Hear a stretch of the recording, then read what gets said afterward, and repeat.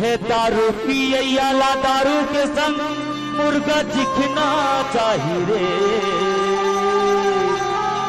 DJ Sameer. है दारू पियला दारू के संग मुर्गा चिखना चाहिए रे।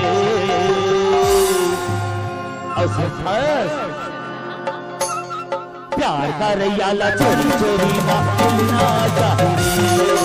प्यार का रैयाला चोरी चोरी मिलना चाहिए।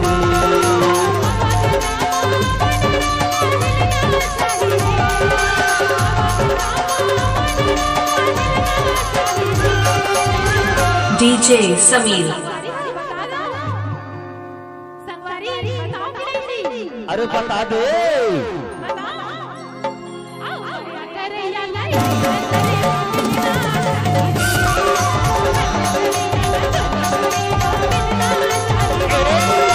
दारू पियला दारू से संग मुर्गा चिखना चाहिए। दारू पियला दारू से संग मुर्गा चिखना चाहिए। सुनना बाहर तो कोयली असर बोली रे जानतास। अरे तोला छूखाओ ना तोला छूखाओ तो मोर करेजा हरियर हो जाती बही। तभी तो कथो लबो का रैयाला चोरी चोरी मिलना चाहिए। लबो का रैयाला चोरी चोरी मिलना चाहिए।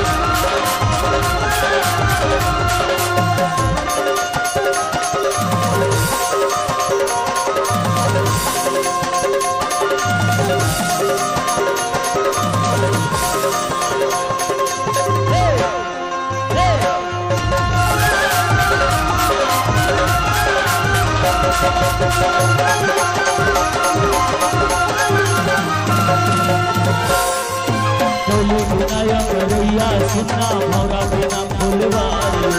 टोली बिनाया रैया सुनना भौरा बिना फूलवारी। बिना जिंदगी सुनना सुन लेना पैराम कियारी। बिना जिंदगी सुनना सुन लेना पैराम कियारी। टोली बिनाया रैया सुनना भौरा बिना फूलवारी। टोली बिनाया रैया सुनना भौरा बिना फूलवारी। बिना जिंदगी सुनना सुन लेना पारम कियारो। बिना जिंदगी सुनना सुन लेना पारम कियारो। तुमको सियाही वाला लेकर नहीं लिखना चाहिए। तुमको सियाही वाला लेकर नहीं लिखना चाहिए। डीजे समीर। और सुनते हो डार्लिंग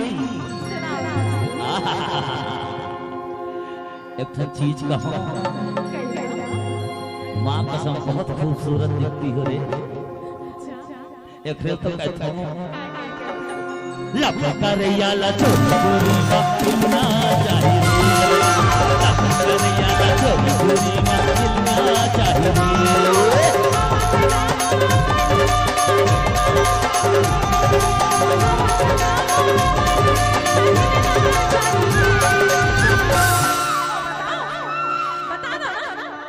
बता दे।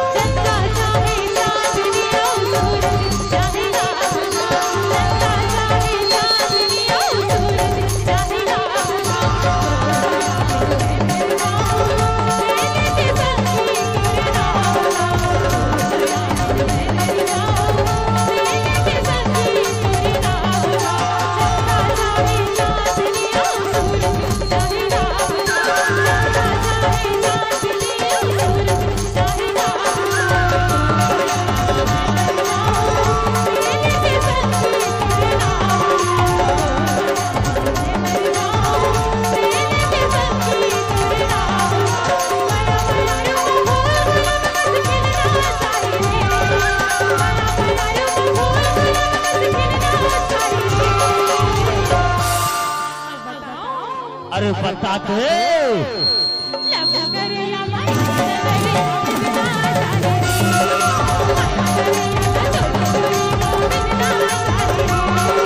दारू पिया दारू के संग मुर्गा चिकना चाहे रे, दारू पिया दारू के संग मुर्गा चिकना चाहे रे।